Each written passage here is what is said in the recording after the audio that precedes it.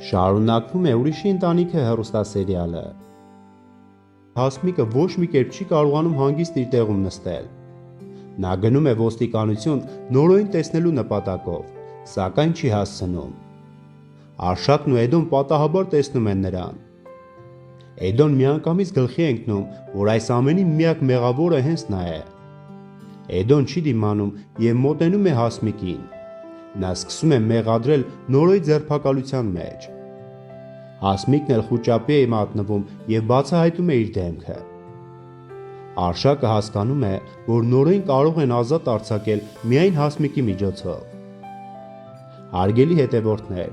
արդյոք Հասմիկը հետ կվերցնի իր ցուցմունքը ու Նորոյին ազատ կարձակեն։